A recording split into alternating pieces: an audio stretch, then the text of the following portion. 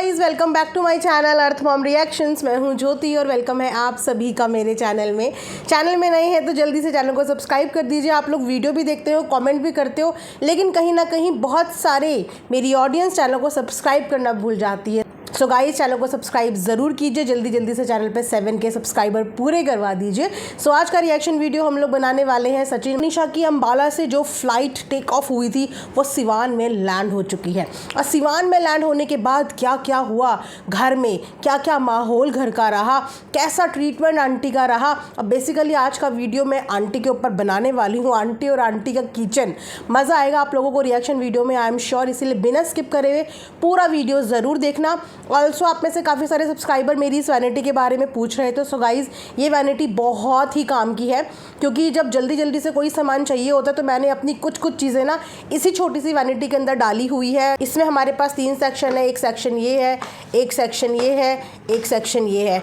बहुत ही यूज़फुल है। बाकी की चीज़ें मैं यहाँ पर डाल देती हूँ तो मुझे बार बार इधर से उधर नहीं जाना होता, मेरे सामने ही चीज़ें होती हैं जो मुझे यूज़ करनी होती हैं। और बहुत ही अच्छे प्राइस पे अगर आपको ये वैनिटी लेनी है तो मैं इसका लिंक कम्युनिटी में शेयर कर दूंगी, इस वीडियो के कमेंट सेक्शन में भी पिन कर दूंगी। तो मस्ट बाय प्रोडक्ट है, आप यहाँ पे ले सकते हो। और वीडियो में बढ़ते हैं आगे।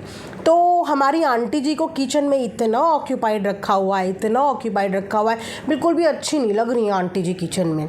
इतने टाइम से आंटी को किचन में हमें देखने की आदत जो नहीं रही, और अब मैं आंटी को देख रही हूँ और बिना मेकअप के आंटी मुझे बहुत ही अजीब सी लग रही हैं। कहाँ गए वो दिन। अब तो आंटी की हालत देख के ऐसा लग रहा है, देख के मुझे ऐसा फील हो रहा है क्या से क्या हो गया। आंटी बोलेगी अच्छा बेटा मेरा मजाक बना रहे हो। वो क्या है ना आंटी, आपके कमेंट नहीं दिख रहे आजकल वीडियो के नीचे, और समझ में आ रहा है कि जब आंटी के कमेंट ना दिखें तो आंटी बिज़ी है आंटी अपने किचन को संभालने में जो मेहनत लगती है वो आप में से सब बहुत अच्छे से जान सकते हो। और इसी वजह से ना तो हमारी आंटी को मेकअप करने का टाइम लग रहा है, यहाँ तक कि आंटी मैंने सुना है बिना मुँह धोए हुए, बिना ब्रश करे हुए किचन में खाना बनाने चली जा रही हैं। तो ना तो आंटी को गाइस इस वक्त पे मेकअप का टाइम लग रहा है, ना हमारी वीडियो के नीचे आके कमेंट करने का टाइम लग रहा है, और बहुत सारी चीज़ों का आंटी को टाइम नहीं लगा, क्योंकि इस बार आंटी ने ठाना हुआ है कि मैं खुद से किचन का काम करूँगी। अच्छा, मुझे पता ही नहीं चला कि ये कैसे और कब हो गया कि हमारी प्यारी सी आंटी जो सुबह सबसे पहले नहा धो के सज धज के भगवान जी की प्रार्थना प्रेयर करने लग जाती थी, उनका ये रूटीन कैसे चेंज हो गया। हो सकता है गाइस कि मैंने बीच में ब्लॉग मिस करे हों, लेकिन ये वाला सीन कब और कैसे हुआ, अगर आप लोगों को पता है प्लीज़ कमेंट सेक्शन में बताओ कि ऐसा क्या हुआ कि हमारी आंटी को किचन में आना पड़ा। दो बहुएं होने के बाद, घर में हाउस हेल्प होने के बाद आंटी किचन में काम कर रही है। इतना अत्याचार हमारी आंटी पे बिल्कुल भी बर्दाश्त नहीं किया जाएगा गाइस। अब मैं कमेंट सेक्शन में पढ़ने की और समझने की कोशिश कर रही थी कि ऐसा क्यों हुआ। तो वहाँ पे कुछ कमेंट्स में ऐसा आ रहा है कि जो घर के छोटे वाले भैया हैं, जो घर के छोटे वाले राजकुमार हैं, उन्होंने अपनी वाइफ को किचन में काम करने से मना कर दिया है। कुछ आंटी, अगर ऐसा कुछ है, आपके ऊपर अत्याचार हो रहे हैं या बहुएं आपको काम करने पे मजबूर कर रही हैं, तो जल्दी से उनकी शिकायत कर दो, फिर हम आगे वीडियो में उनसे भी बात कर लेते हैं। थोड़ा सा आमने सामने बात हो जाए फिर आपके घर की बहुओं से भी, अगर ऐसा कुछ है। वहीं पे कुछ लोग ये भी बोल रहे हैं कि जो घर की छोटी बहू है वो प्रेग्नेंट है, इस वजह से भी उनसे काम नहीं करा रहे हैं। तो गाइस, अगर मैं दोनों ही पॉइंट्स को लेके चलूँ कि घर के जो छोटे राजकुमार हैं वो चिढ़ जाते हैं कि अगर उनकी वाइफ काम कर ले, और उनको बड़ी आपत्ति हो जाती है कि मेरी वाइफ से ये काम करा दिया, मेरी वाइफ से वो काम करा दिया। मुझे वो वाला वीडियो तो बहुत अच्छे से याद है जिस वीडियो में आंटी दिवाली का वाइट वॉश कर रही थी, अपनी जीने को वाइट वॉश कर रही थी, और वहाँ पे फटाक से इनके छोटे बेटे आते हैं, 2-4 ब्रश के हाथ मारते हैं और आंटी वहीं पे पोल खोल देती है कि अच्छा, व्लॉग में क्लिप लगाने के लिए, ऐड करने के लिए, 2 हाथ मारने के लिए आया है। तो आंटी ने वहाँ पे ज़बरदस्त एक्सपोज किया घर के छोटे नवाब को, और उसके बाद आंटी हो गई गुस्सा कि अब तो इस पेंट को पूरा मैं ही करूँगी, नहीं चाहिए मुझे तुम में से किसी की भी मदद, बिल्कुल नहीं चाहिए, मैं अपने आप सब कुछ करूँगी, अभी मैं सक्षम हूँ, अभी मुझे बूढ़ा मत समझो तुम, अभी तो मैं जवान हूँ, अभी मैं सब कुछ कर सकती हूँ।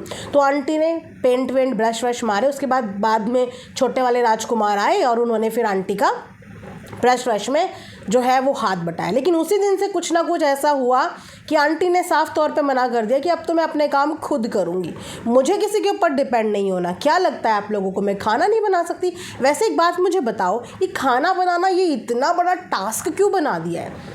जिस तरीके का सिंपल साधारण खाना ये लोग खाते हैं, येलो दाल, नॉर्मल सी सब्जी से बनाने में गाइस वक्त ही कितना लगता है, कितना टाइम लगता है। वो भी आजकल के ज़माने में 3-3 चूल्हे वाले गैस होते हैं, 3-3 बर्नर वाले गैस।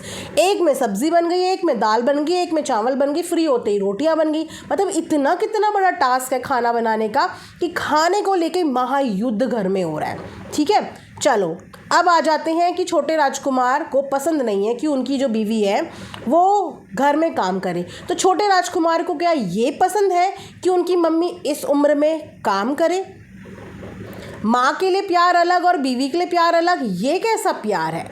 हालांकि पहला प्यार हर बच्चे का उसकी माँ ही होती है, और इन छोटे वाले राजकुमार के लिए तो ज़रूर होना चाहिए, क्योंकि छोटे राजकुमार और आंटी जी का जो बॉन्ड था, जिस बॉन्ड की वजह से बड़े वाले भाई और बड़ी वाली भाभी को भी साइडलाइन कर दिया था, वो प्यार वो मोहब्बत शादी होने के बाद इतनी जल्दी छू मंतर हो गई कि माँ तो काम करते हुए बहुत अच्छी लग रही है, लेकिन अगर बीवी ने थोड़ा ज़्यादा थोड़ा कम काम कर दिया तो ऐसा लगता है हाय हमारी बीवी ने तो ज़िंदगी के कितने काम कर दिए। अगर आप देखोगे तो इनके घर में गाइस काम कितना है, अपने अपने रूम हर कोई संभालता है, झाड़ू पोछा करने वाली है, डीप क्लीनिंग इनके घर में होती नहीं। कभी इनके घरों में कॉकरोच निकलते हैं, कभी चूहे निकलते हैं। जिस दिन ये लोग डीप क्लीनिंग करते हैं उस दिन कितना कबाड़ा इनके घर से निकलता है। इसका मतलब घर में डीप क्लीनिंग भी नहीं होती। तो जो ऊपर ऊपर की सफाई है उसे करने में आप मुझे बताइए कि टाइम कितना लगता है? मैक्सिमम 1 घंटे में पूरे घर की सफाई हो जाती है कि नहीं होती है? मैक्सिमम 1 घंटे में झाड़ू पोछा, अगर रोज़ की सफाई होगी। लेकिन हाँ, अगर रोज़ की सफाई होगी नहीं, ऊपर ऊपर से साफ़ करोगे तो कोनों में तो कबाड़ जमता रहेगा। तो ऐसा कौन सा इनके घर का काम है जो इनके घर के छोटे राजकुमार को इतनी टेंशन हो जाती है कि मेरी बीवी जो है वो ज़्यादा काम कर लेगी? आपकी बीवी जितना काम करती है इतना काम डेली महिलाएं करती हैं, जो सुबह ऑफिस भी जाती हैं, ऑफिस से घर भी आती हैं, ऑफिस भी संभालती हैं, घर भी संभालती हैं और फैमिली भी संभालती हैं।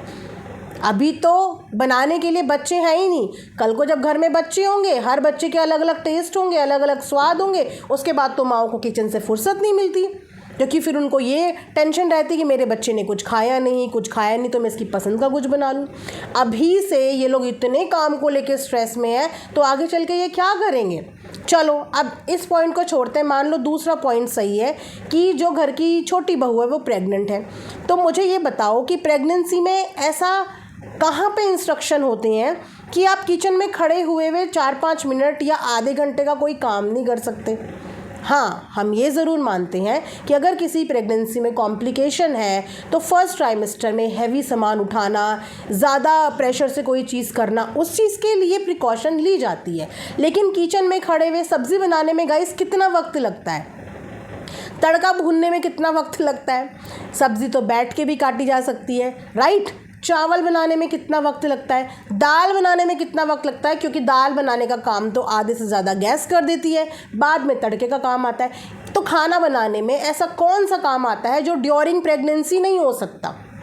ठीक है, तो ये दोनों ही कॉन्सेप्ट मेरे तो पल्ले पड़े नहीं। लेकिन हाँ, इतना ज़रूर समझ में आ रहा है कि चीज़ें जो चल रही हैं वो सही नहीं चल रही हैं। यहाँ पे आप अपनी वीडियो के माध्यम से ये दिखाने की कोशिश कर रहे हो, क्योंकि ये लोग इन्फ्लुएंसर भी हैं कि बीवी के प्यार के आगे माँ की कोई कीमत नहीं है।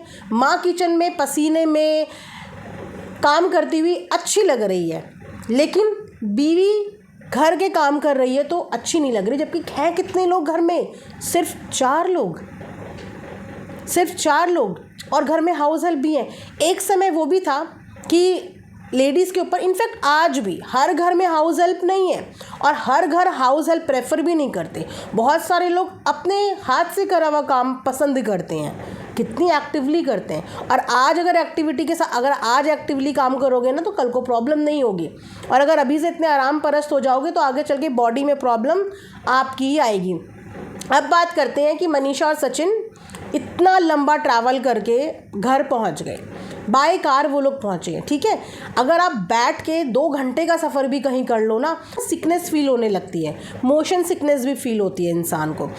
उसके बाद वो घर में आई तो ना किसी ने चाय पूछा ना पानी पूछा। अब मैं इसके लिए अब इस चीज़ के लिए मैं आंटी को नहीं बोलूँगी कि चाय पूछो या पानी पूछो, क्योंकि जब घर में बहुएं होती हैं तो बहुओं को खुद ऑकवर्ड लगता है कि हमारे होते हुए अगर ये छोटी छोटी चीज़ें घर के बड़े करते हैं ना तो अपने आप में खुद ही अजीब सा फील होता है। लेकिन वहाँ पे नहीं पूछा। उसके बाद मैं देख रही हूँ कि मनीषा ने आके किचन संभाला। जहाँ पे आंटी ने सब्ज़ी दाल चावल ये सब चीज़ें बनाई, वहाँ पे मनीषा ने रोटियाँ बनाई। और रोटी बनाने का एक ऐसा काम होता है जहाँ पे आप कॉन्स्टेंटली खड़े रहते हो। दाल आप चढ़ा के बैठ सकते हो, गैस सीटी मार देगा, उसके बाद जाके उसे छौंकना है। लेकिन रोटी बनाने के काम में आपको रोटी बनने तक वहाँ पे खड़ा रहना है, हीट में रहना है। तो उसने वहाँ पे जाके वो चीज़ें भी संभाली। ट्रैवल करने के बाद उसने वहाँ पे एक बहू होने की भूमिका भी निभाई, जो कि वो निभाती भी है। वो जितने दिन ससुराल में रहती है वो उतने दिन ससुराल के तौर तरीक़ों से चलती है। जिस टाइम पे उठना होता है उस टाइम पे उठती है, जितना काम कर सकती है उतना काम करती है। कुछ ना भी करे तो अपनी सास के साथ खड़ी ज़रूर रहती है, बैठी हुई स्पॉट नहीं होगी, इर्द गिर्द घूमती रहेगी, खड़ी ज़रूर रहेगी, लेकिन इन्वॉल्व रहती है जब तक सास काम कर रही है। ठीक है, तो अब आंटी का गुस्सा होना गाइस क्यों लाजमी नहीं है? आंटी को गुस्सा यहाँ पे होना चाहिए बहुओं से ज़्यादा अपने बेटों पे, और ख़ासकर इस छोटे बेटे पे, क्योंकि इस छोटे बेटे के साथ आंटी ने बहुत ज़्यादा वक्त बिताया। ये छोटा बेटा आंटी को इतनी उस समय पे अपनी बड़ी भाभी के साथ कंपैरिजन किया करता था कि अपनी शादी के बाद तो अपनी मम्मी को ये बिल्कुल रानी बना के रखेगा। उस समय पे ऐसे ही होता था ना। लेकिन देखिए कितनी जल्दी वक्त बदल जाता है, वक्त बदल गए, जज्बात बदल गए। जिस छोटे बेटे ने अपनी मम्मी को क्या क्या सपने दिखाए होंगे, मम्मी भाभी ऐसा नहीं कर रही चिंता मत करो, मेरी वाली आपके लिए ऐसा करेगी, मम्मी भाई ऐसा ही नहीं कर रहा चिंता मत करो, मैं आपके बुढ़ापे की लाठी बनूंगा। आज वही लाठी आंटी सोच रही होगी कि मैं ही इसके वो लाठी बजाऊँ। क्या क्या इसने मुझे सपने दिखाए थे और अब कहाँ ला के मुझे किचन पर खड़ा कर दिया है। सो भाइयों और भाइयों की बीवियों, मत अत्याचार करो अपनी सासू माँ पे इतना। आंटी सोफ़े में बैठी हुई ज़्यादा अच्छी लगती हैं, बेड में बैठी हुई ज़्यादा अच्छी लगती हैं, मेकअप में ज़्यादा अच्छी लगती हैं। क्या से क्या हालत आंटी की बना दी हमें। तो थोड़ा सा आंटी को फ्री करो, थोड़ा सा उनको खुश रखो। 2-4 दिन के लिए यहाँ आए हो, मनीषा को मैं बोलूँगी 2-4 दिन के लिए यहाँ पे आई हो तो आंटी को खूब खुश रखो। इसीलिए भी आंटी को खुश रखना आपकी ज़िम्मेदारी है, क्योंकि उन्होंने उस वक्त पे आपका साथ दिया था जिस वक्त पे कोई आपका साथ नहीं था। जिस वक्त पे आपका साथ आपके हमसफ़र ने छोड़ दिया था, ये वो सास है, उन्होंने उस वक्त पे आपका साथ दिया था। तो ऐसे रिश्तों को अपने हाथ से कभी नहीं जाने देना चाहिए। एक तो आपकी ननद, एक आपकी सास, ये हैं आपके असली अनमोल रिश्ते, जो आपको कभी भी ना टूटने देंगे, ना गिरने देंगे, ना आपके रिश्ते को टूटने देंगे। ये आपकी घर की वो दीवार थी, ये आपके रिश्ते की वो मजबूत दीवार है जिसने दुनिया से टक्कर मोल ले ली थी। राइट। तो आगे फ्यूचर के लिए भी अपनी सास और अपनी ननद, इनसे रिलेशनशिप हमेशा अपने स्ट्रॉन्ग रखना, क्योंकि वक्त कभी किसी ने नहीं देखा है। आप बाहर वालों के लिए कितना कुछ भी कर लो, लेकिन जो आपके अपने आप के लिए कर देंगे वो कभी भी बाहर वाले नहीं कर पाते हैं। आपके अपने आपके लिए पूरी दुनिया से लड़ लेंगे, लेकिन बाहर वाले इतना नहीं कर पाते हैं। तो इन दो रिश्तों को हमेशा संजो के रखना, मिला के रखना। और आपकी सास देखने में कठोर है, लेकिन जितना हम ऑब्ज़र्व कर पाए हैं वो दिल की इतनी ज़्यादा कठोर नहीं है।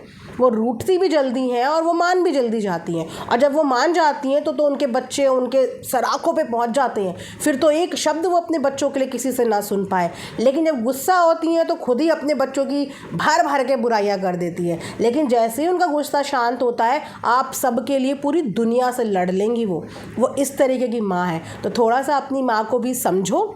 और छठ का त्यौहार आ रहा है, राजी खुशी के साथ अच्छे से छठ का त्यौहार मनाओ। अपनी सास की थोड़ी बहुत हेल्प करो, थोड़ा सा उनको भी पैम्पर करो। जिस तरीके से जब मोहित घर पे आया था तो मोहित का बहुत ख्याल रखा था मनीषा ने, इस तरीके से अभी जब कुछ दिन के लिए आए हो, थोड़ा सा हैक्टिक ज़रूर होगा, पर कोई बात नहीं। जब इंसान अपनी ज़िम्मेदारी निभाता है ना तो वो हमेशा के लिए याद किया जाता है। और आपकी सास आपके ये एफ़र्ट्स हमेशा याद रखेंगी। तो अपना कंट्रीब्यूशन अपनी सास के साथ ज़रूर देना। बाकी मनीषा समझदार है, उसको ये सब चीज़ें समझाने की ज़रूरत नहीं है। आप लोग देखना कि किस तरीके से वो अपनी सास को आने वाले वीडियोज़ में सपोर्ट करती हुई नज़र आएगी और छठ का त्यौहार बहुत अच्छे से मनाते हुए नज़र आएंगे। इसी के साथ ये रिएक्शन वीडियो मैं यहाँ पे एंड करती हूँ। आई होप आप लोगों को पसंद आया हो। मिलेंगे नेक्स्ट वीडियो में। अपना ढेर सारा ख्याल रखो। Thanks for watching earth mom Dehradun.